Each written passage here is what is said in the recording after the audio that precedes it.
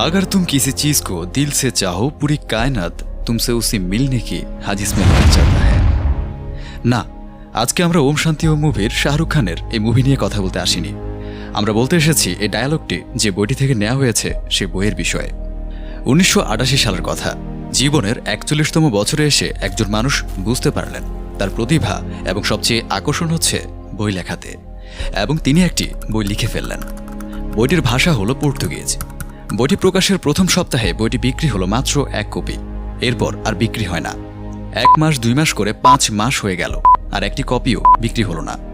পঞ্চম মাসে এসে আরও একটি কপি বিক্রি হয়, এবং এই বইটি কেনেন সেই আগের কাস্টমার যিনি প্রথম বইটি কিনেছিলেন। এবং বছর শেষে আর কোনো কপি বিক্রি হয় না। কিন্তু লেখক তো বিশ্বাস করতেন, when you want something, all the universe conspires in helping you to achieve it। তাই আগের প্রকাশক যখন সবগুলো বই হাতে ধরিয়ে দিয়ে লেখকের সাথে থাকা প্রকাশনার চুক্তি ভঙ্গ করলেন, তখন কিন্তু তিনি হতাশ না হয়ে অন্য প্রকাশকদের সাথে তার বইটি নিয়ে যোগাযোগ শুরু করেন, এবং এক প্রকাশকের সাথে তার আবার চুক্তি হয়। এবার আস্তে আস্তে তার বইটি বিক্রি শুরু হয়, এবং 1993 সালে বইটি ইংরেজিতে অনুবাদিত হয়। পরবর্তীতে Bill Clinton, will Smith, Madonna সহ আরও অনেক সেলিব্রিটিরাই এই বইটিকে দারুণ একটি বই বলে অভিহিত করেন, এবং new York Times best seller হিসেবে বইটি প্রায় 300 সপ্তাহ তার অবস্থান ধরে রাখে। এবং এরপরে এই বইটি প্রায় 80টি কিংবা তার বেশি ভাষায় অনুবাদিত হয়েছে, এবং ধরা হয় এই বইটি 20 শতাব্দীর সেরা 10টি বইয়ের একটি বই।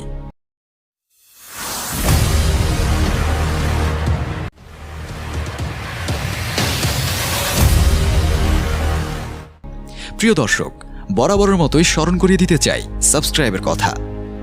আপনারা অনেকেই হয়তো বুঝে গেছেন আমরা কোন বইটি নিয়ে কথা বলছি।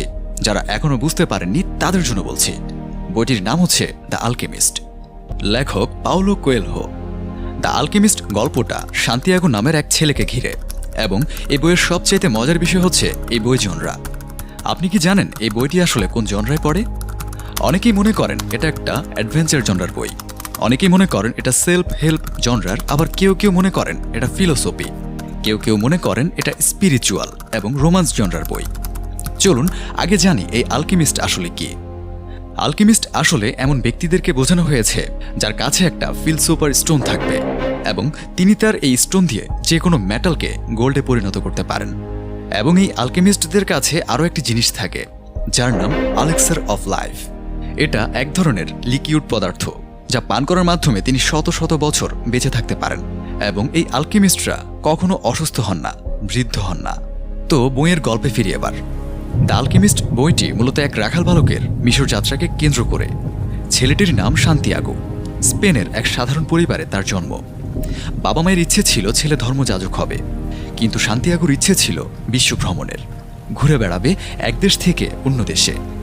একদিন বিকেলে সে সাহস করে বলেই ফেলল তার বাবা মায়ের কাছে তার ইচ্ছের কথা। তার বাবাও তাকে আশীর্বাদ করল, এবং 3টি স্প্যানিশ মুদ্রা ছেলের হাতে তুলে দিল, যা দিয়ে সান্তিয়াগো একটি মেষপাল কিনে এবং বেরিয়ে পড়ে ভ্রমণে। এইদিকে প্রায় রাতে সে স্বপ্ন দেখে একটি ছেলে এসে তার মেষপালের সাথে খেলছে, এবং তাকে পিরামিডে নিয়ে গিয়ে গুপ্তধনের কথা বলছে। তারপর গুপ্তধনের সন্ধানে শুরু হয় তার মিশর যাত্রা।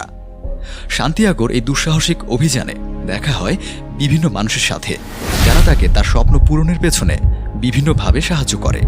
প্রথমেই দেখা হয় সালামের রাজার সাথে, যিনি তাকে তার স্বপ্ন পূরণের লক্ষ্যে অগ্রসর হতে বলেন, এবং তাকে 2টি পাথর দিয়ে বলেন যখনই কোনো ডিসিশন নিতে দ্বিধায় পড়ে যাবে পাথর 2টি তাকে সাহায্য করবে। তারপর ধীরে ধীরে ক্রিস্টাল মার্চেন্ট, মরুবালিকা ফাতিমা, ইংরেজ আলকেমিস্ট, এবং অবশেষে 200 বছর বয়সী প্রাচীন আলকেমিস্টের সাথে দেখা হয়, যার হাত ধরে সে মিশরে পৌঁছে।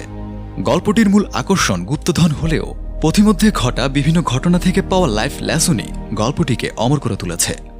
গল্পটিতে ধর্ম, নৈতিকতা আর দর্শনের একটি বাস্তব চিত্র তুলে ধরা হয়েছে, যা নিঃসন্দেহে পাঠককে অনুপ্রাণিত করবে।